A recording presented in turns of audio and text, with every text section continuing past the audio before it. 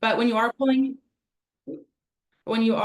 pulling a sample, it's recommended to pull a sample that is about the thickness of a pencil, so about 25 to 30 follicles, and that's pulled from the tail. Especially if you are potentially going to retest that sample in the future, make sure there's plenty of sample there so that that sample can be reprocessed. We sell hair cards here, so if you ever need a hair card, just go ahead and call the office, and we sell those for $5 a piece. Next is blood cards. This is the second preferred methods.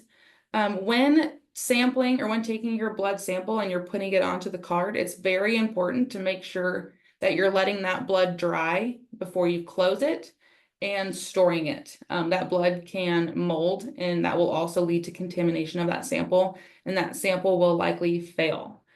Something to note, if you are testing twins, blood samples are likely not going to work. They share the same blood in utero, so those samples are have a high possibility of failing. And we also sell these cards at our office, so go ahead and give us a call. Those are 75 cents a card. And our favorite ones, these are TSUs, or tissue sampling unit. So supplies that you need for these are the tissue unit, the sampling gun, which we also sell here.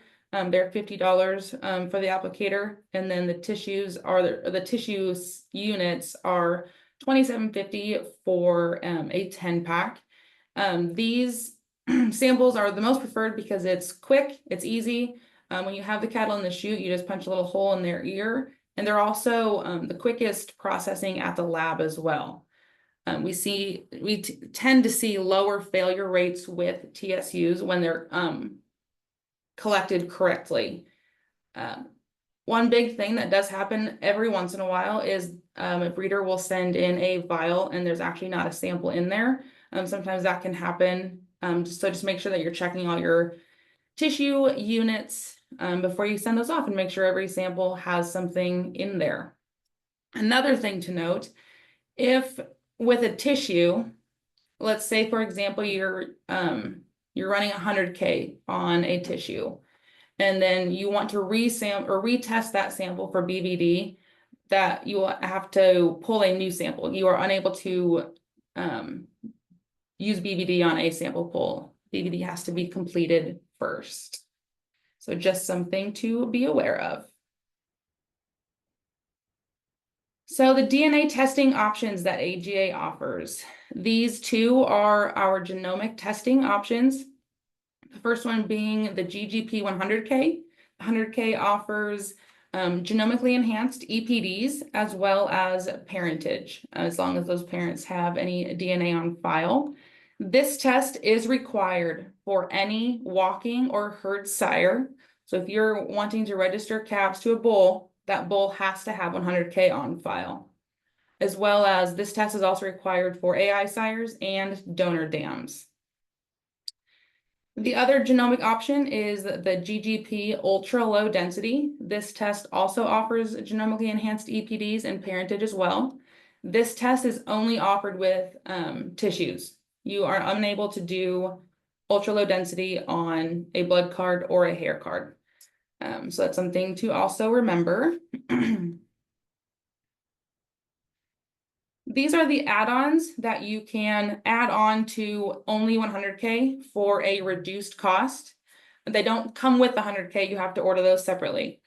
But they're just a cheaper option than doing them on their own. So that includes coat color, which is kind of self-explanatory, horned and pulled. Conditions testing. The conditions testing includes OS, AM, NH, and DD, and for lack of not being able to pronounce what they actually stand for, those include marble bone disease, curly calf, and then NH can cause abortion in calves or very low birth weight. And then DD is developmental duplication, which can be a variety of different genetic conditions that happen, anywhere from extremely small calves to even growing extra limbs. BVD is also an add-on, which is testing for persistently affected cattle with bovine viral diarrhea. Diluter, which is the test for a gene that can give animals that yellow or gray color, and then tenderness as well. So those are the add-on ones that you can, like I said, add on to the 100K for a cheaper cost, or you can also do them as standalone tests that are a little bit more expensive that you can order separately. And then also parentage markers. Parentage markers are pretty common, just ordering that test within like replacement heifers or cows that you're not planning on registering any animals to. Okay, so DNA requirements. So kind of like I said before, 100Ks are required for any walking sire or herd sire or any calf or any sire that you're going to register calves to. If and only if that bull is dead or gone or completely inaccessible, you do not have access to pull any DNA on. Calves can be registered to that bull, but those calves have to be DNA tested in order to get those in the registry. Other DNA requirements include AI sire and donor dams. These animals require the 100K. They require being free of conditions. We now allow those to be free by parentage. So as long as their parents are free of those conditions, and then also being parent qualified.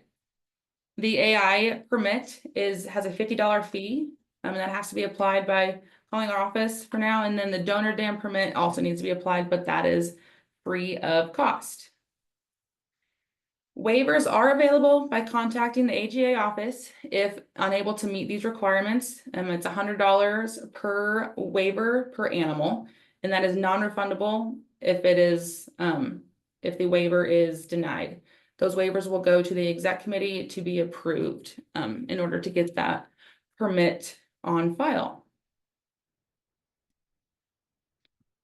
So we've kind of talked about your sample options, your testing that we offered, what's required of your herd. So now let's talk about timeline.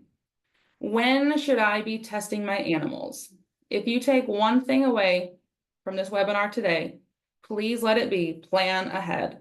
I know days sneak up on us. We all get busy. We forget to get our DNA in or get it sampled, but please, please, please plan ahead. Once DNA is taken, we have no control, or when the sample is with Neogen, we have no control of expediting it. We can't prioritize it.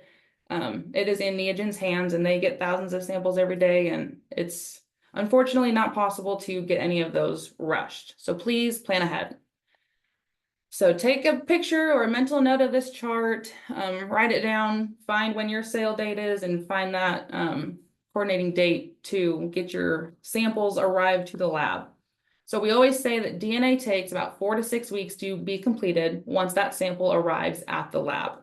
However, it's always important to allow for extra time. Here's a few reasons why it can maybe take a little bit longer. Genomically enhanced EPDs can take up to 2 weeks to show up on your animal's profile after that DNA testing is completed. So that adds another 2 weeks. Parentage exclusions can take us time as staff to find those parents, and potentially we even have to test new animals, so that adds another 4 to 6 weeks.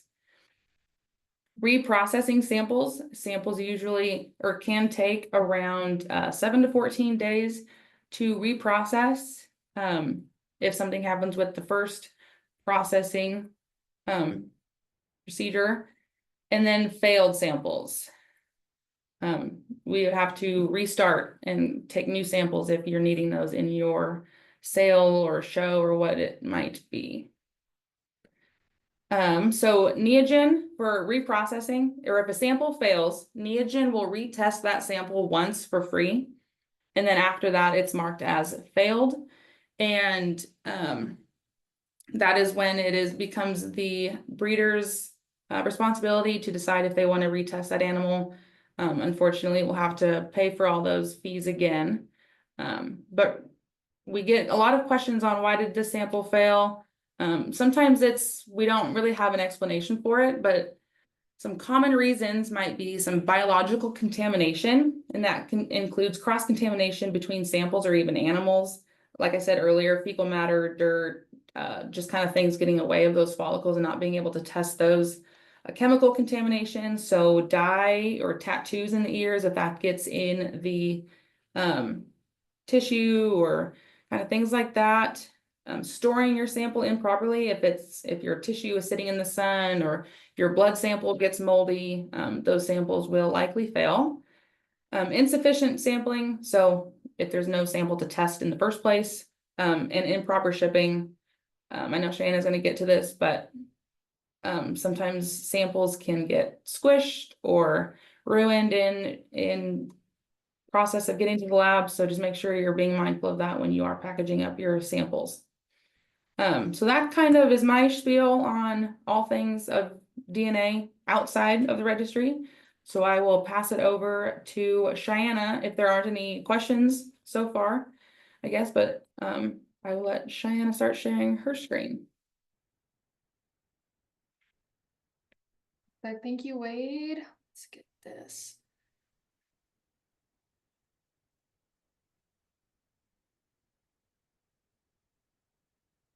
Here just a second.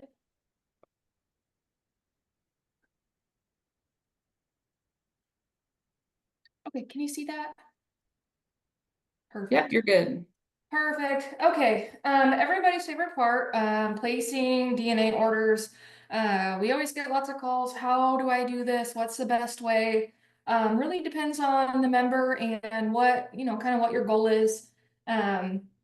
Or the kind of animals you're testing. The number one way that I tell folks to test or go about testing their animals is selecting that herd tab there in your general profile information screen.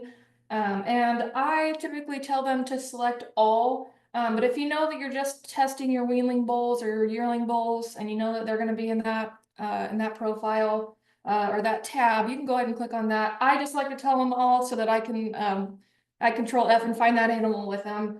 Kind of over to the right, you can see that there's a DNA column. If an animal has DNA on file, it'll say yes. If an animal does not have DNA on file, that is where you will see that blank box there.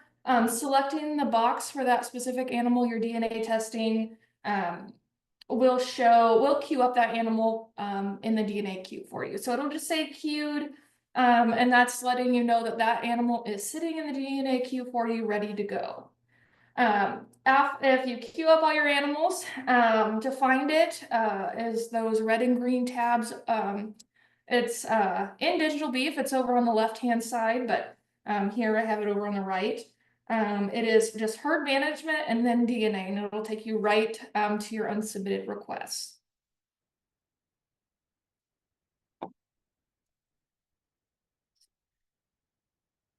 Another way to place DNA on an animal, especially those that already have DNA on file and you're wanting to, it's going to say yes in the DNA column. It's not going to let you queue it up from there. So the best way to do that would be to pull up the animal's details screen, find their DNA tab. And then you can select that you want to initiate a new genotype case. The reason request in there, just a member request is fine to put in there for now. You hit submit, and then you can see that incomplete request is queued and waiting. And if you select that where it says here, it'll take you right to that DNA tab. And so when you select the herd management and then DNA, if you've already queued up animals, it's going to take you to the unsubmitted request. If you haven't queued up any animals and you want to just upload them from scratch, you can select the DNA order request here and input how many animals you want genotyped. We do have an option for an upload. Very useful for members that are, we have some members that upload 100 to 200 at a time. It can be a little bit finicky in the system because it does have to be so specific. So if that is something that you want to look into and you have all your data in an Excel file, let us know. We can walk you through that and help you with that if it's going to make your life as a member much easier. So once you get into the unsubmitted request, the first thing that you're going to look at is the reasons, the reason type. So there's a bunch of different reasons there. If you're unsure or you just don't need to know what kind of testing's involved, member request is just fine to put in there. If you are testing for an AGA sire or a donor dam and you're not sure what testing is required of your animal, you can select that in there and it'll automatically select the DNA testing that you're needing. So that does not apply the permit. We've had some confusion with that in the past. But it does help you select the testing that you're needing for that animal. Next is the sample type. Sometimes folks will get confused. The all flex tags are the official name of the tissue sampling units or the TSUs. So if you're wanting that,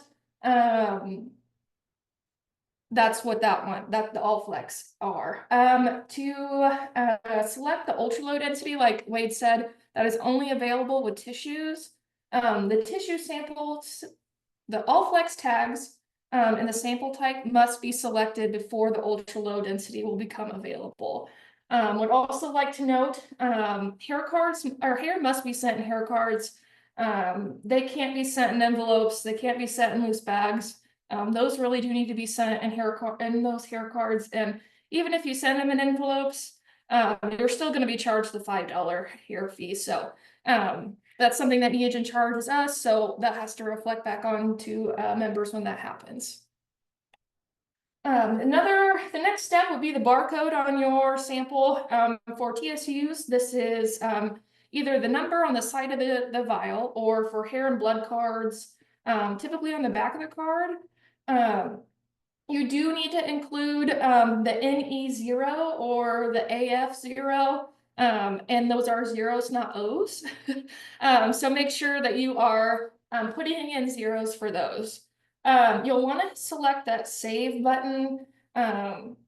Just if you don't, it's just not going to save your information. So you just have to select the save. If you're doing a couple at a time and you want to check that it did save for you, you can just refresh the screen or hit that unsubmitted request there at the top and it'll reload that page. If the barcode comes back, it's saved for you. So for the registration number, if you queued up the animal previously in their in your DNA tab, or on the animal's profile, it's the registration number is going to be there for you. It's not going to go away. It'll be right there. If you created a different line there, you're going to have to type that registration number in, and just be sure to include that prefix that's capitalized. And then you will have to select that green check mark. That's going to save that registration number for you. And again, to check your work, hit that unsubmitted request, refresh your page, and then it'll show back up for you. A lot of times folks have other sires or dams that they want to get added for testing. This is the place to do it. If you already know other sires or dams that are a possibility, you can add those in there. Either spots work great. And once that DNA comes back and we can look at it, this is typically tested before it gets sent to you. So this is something that we will check. So if you are on a time crunch or you have that information handy when you place it, just go ahead and put that on there. Next is your testing. Like I said before, if you're unsure, go ahead and select your reason request. If none of those are what you're looking for, give us a call. We'll help you. We will help you figure out what kind of testing you're needing. Just some other important, I guess, tips. Like Wade said, BVD testing cannot be ran on a TSU sample pool. In that process at the lab, the way that they do the testing at the lab kind of deteriorates the proteins that they use on those tissue samples that they would use to check for BVD. So that's why that they don't allow they don't do BV testing on sample pools for tissues. And then we also can't test SNPs of any kind that come from a different association. We just don't have the sample. That other association has a sample and are in possession of it. So we can't test those. A couple other helpful tips. As you select testing, the total will come out there for you. And also if you need to remove anything from the queue, there's just a red X there. It'll take it right out of there. And then all lines on your unsubmitted request tab need to be filled out before it's going to let you place the request. So if you're waiting on information on an animal or you just aren't ready to submit it, get it out of there so you can get your other ones submitted. And then lastly, just hit that place request button there on the lower right hand side. It's going to ask you, are you sure? If you are, hit yes. If you're not, you can go back and you can hit no and go back and check. Once that order's placed, it'll automatically take you to this orders and queue tab. It'll list just some notes, the animal. What really is important to members is the view print AGA DNA testing form. This form has to be sent with your samples to the lab. It just has the information on what kind of testing you're needing, and then the animal's information, and also our association information, so that Neogen knows that that's where that data needs to go. For shipping those samples, you have to send that, like I said, send that testing form with your samples. The lab's address is there on that form for you. So we've put that all in one spot. Be sure to send the samples to the lab and not to the office. I know they're both located in Lincoln, so that can get confusing, but they have to go to the lab. We do not take those unless it's for a research project like cow power or carcass data or something along those lines. The board of directors did implement that if samples are sent to the office and not to the lab, they will incur a $100 inconvenience fee for getting that back to the lab. And then when you ship your TSUs, your hair cards, it doesn't matter, they need to be in a padded envelope of some kind or in a box. I've seen before where people will send their TSUs in a regular envelope and they'll get ripped open through the machine, crushed. The thicker, hair cards will get ripped going through the machine. So it's best just to send it in a padded envelope. That's the best way. If your sample falls out, we're not going to be able to find it. And then lastly, you'll want to be sure to send your samples with tracking.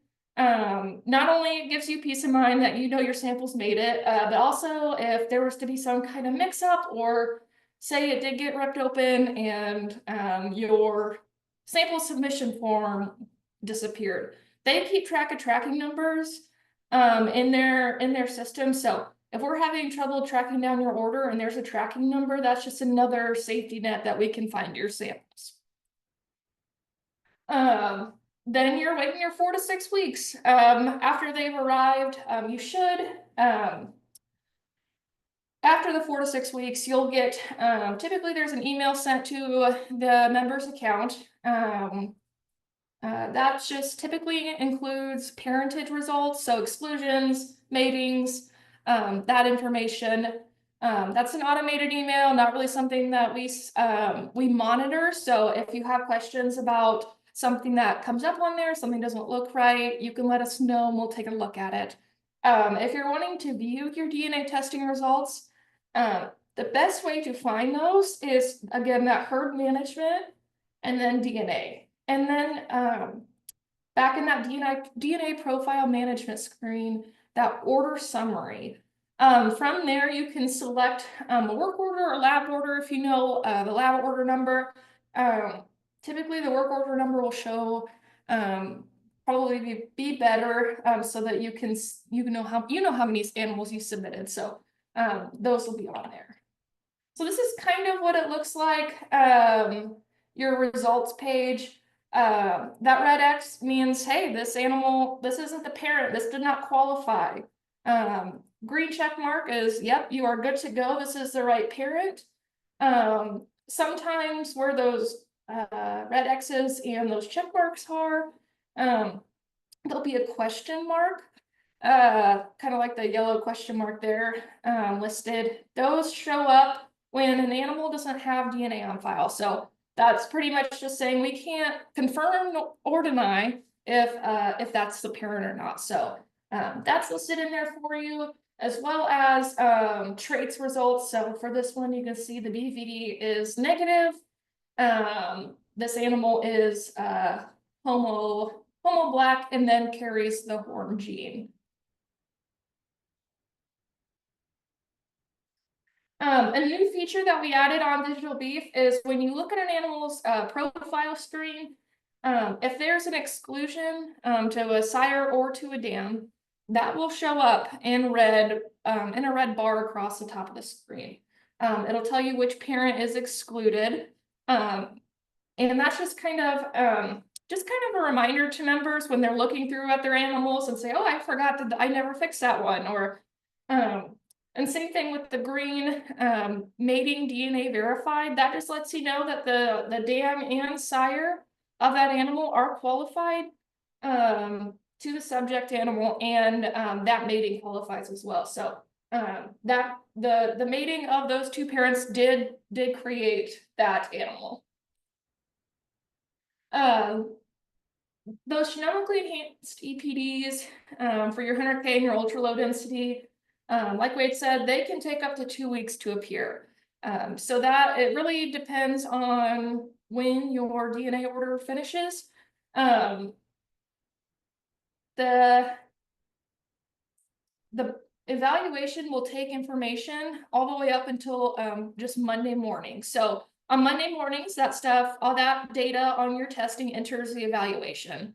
And that will be processing for a whole week. So that data will stay in the evaluation for a week. So, and then be released the next Tuesday. So for example, if your order was done on Sunday, you're gonna enter on Monday the 2nd. And then your information, your data should be released on the 10th. Now say Monday at 10 a.m. your order is done. You're not gonna enter the evaluation until the 9th. Not something that we can expedite that process of the data from the DNA testing being sent to IGS for the evaluation is completely out of staff's hands. So we don't see any of that. We do see when stuff was sent sometimes, but we don't have a say in how or when those are sent.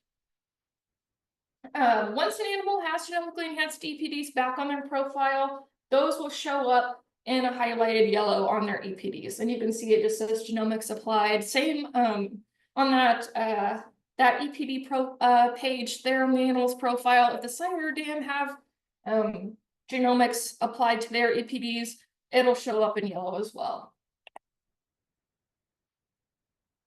And that is all I have.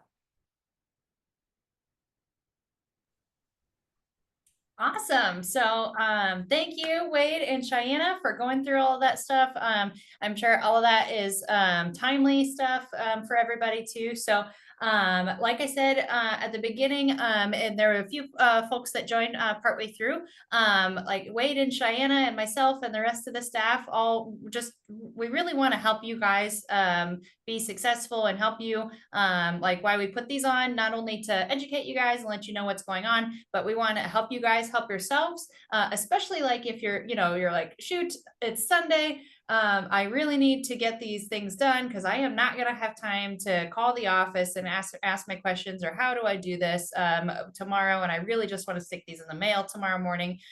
We want to provide things like this or some of the things that we have available on the website to be able to help you guys do that on your timeline. Then you're not worried about when the office is open to get some of your questions answered. And we totally understand that sometimes you might just have to call us because you're like, what? on earth kind of testing do I need for this? Or, hey, there is definitely something wonky going on here. I need some help. We are totally want you to feel free and to feel comfortable calling us for those helps. But we also want you guys to be able to do this on your own timeline as well. So, so with that being said, we love questions. We love helping.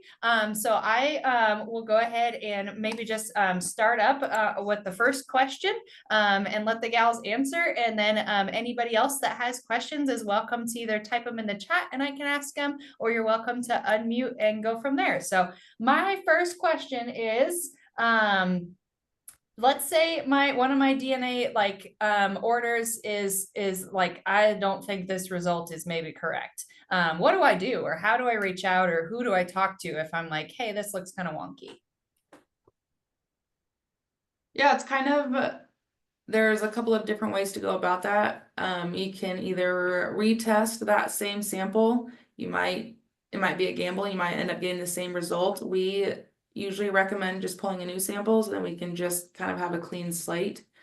Or look into the parents. Even sometimes breeders have retested a parent to see if there's a different result there. Yeah, retesting, I guess, would be the biggest.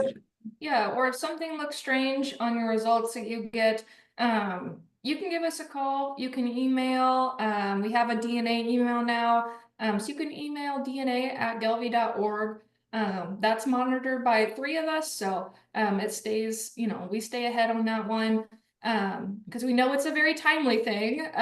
So if you have questions, you can call or email and we'll see what's going on. It's not a perfect system. But we want to be able to take care of, we're not able to look at everybody's at once. So if you have an issue, you have to let us know, so we can help you. Absolutely.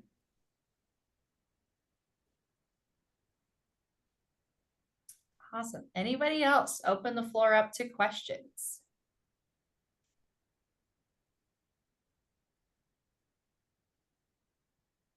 A question I get pretty often is, I ordered a bunch of DNA and I forgot to select coat color. I forgot to select horn pulled or whatever kind of testing that I forgot to select. What can I do, or how do I get those results? Yeah, as long as that test isn't processing yet, we can usually add that on. If it is already processing, we would have to create a new order, and that would be like a sample pull.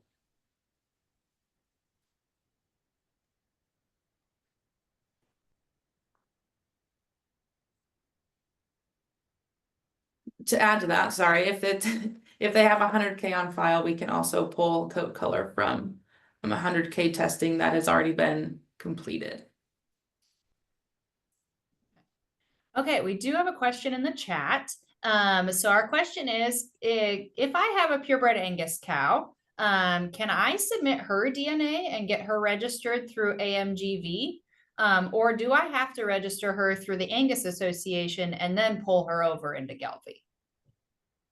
So, to answer that question is, we see people do it both ways. A lot of times folks that have Angus animals, they will typically register them in the Angus Association and we can bring them over into ours. Typically that'll have the AMAN prefix. Now, if you are the breeder of an animal, so you're the breeder of that Angus animal and you want to register them in our association, you can. We won't stop you from doing that. They can have an Angus dam and an Angus sire, and they will get that AMGV prefix that shows that the animal is going to be 100% Angus. You won't get a purebred, obviously a purebred or a balancer certificate. The certificate will just say American Gelbvieh Association registration paper. So with that, and it'll say the breed percentage is 100%. So yes, you can do that. We do allow that.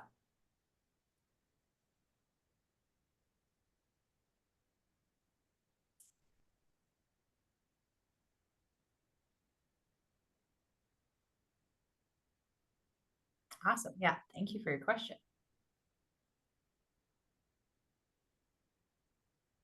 what if, I have one more question about like Angus or maybe other associations, and sometimes we know that a lot of our Gelbvieh members, if they're doing balancers, they're probably also doing Angus cattle as well.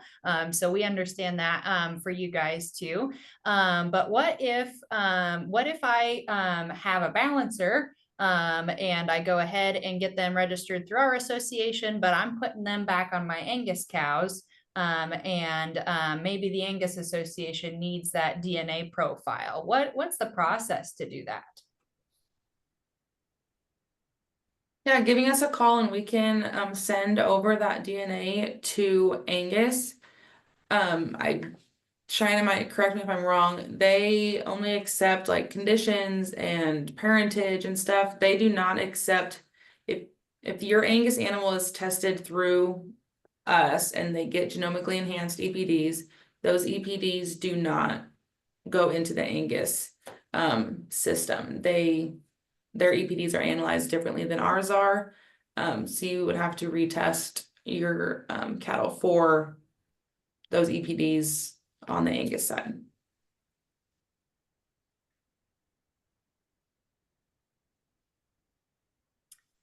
Awesome.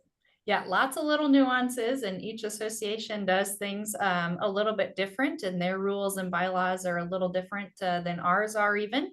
But you know, everything that we can do to help you guys within our rules and bylaws, we are so happy to do. So anybody else have any other questions or thoughts? We promise there's not going to be anything that we're like, oh, you silly, you should have known this, or hey, we said this in the presentation already. We're happy to reiterate anything or kind of re-explain anything we discussed as well.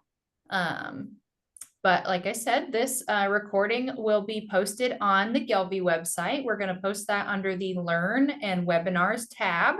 But there are also a lot of other really good information on the Learn tab as well. There are some really wonderful tutorials, video tutorials walking you through how to do different things. So how do I register calves? Or once I have calves registered, how do I place a DNA order, etc. So there's a lot of really, really good video tutorials on that.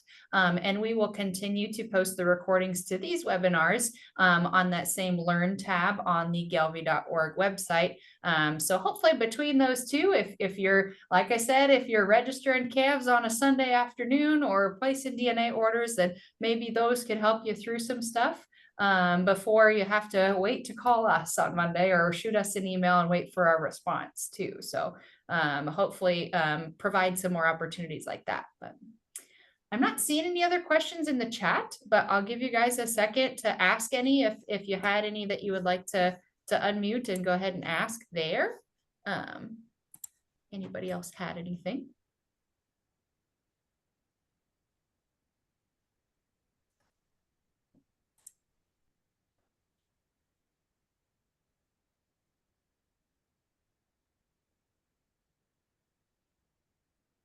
Okay, well, I don't think we see any more things there, but like I said too, if you have any other questions as we go along, or for anybody that is viewing the recording later and maybe your question didn't get answered, feel free to either call the office directly or email dna@gelbvieh.org, and we can get your questions answered between Cheyenne, Wade, and Sarah, who's also in the office here. We are so happy to answer your questions and just kind of walk you through stuff as well. But hopefully these continue to be some excellent learning opportunities for our members and continue to provide some extra education in some areas that you guys would hopefully like some more information in. So thank you guys for joining. Cheyenne, Wade, do you guys have any closing comments? No, thank you guys so much. Like Tani said, let us know if you have questions. We're happy to help. Even if you call 2 or 3 times about the same question, that's okay. That is okay. We are happy to help, and if that's what it takes, that's what we're here for. Wonderful. I'll go ahead and stop the recording, and thank you guys for hopping on. We hope you can join us when we schedule our next webinar.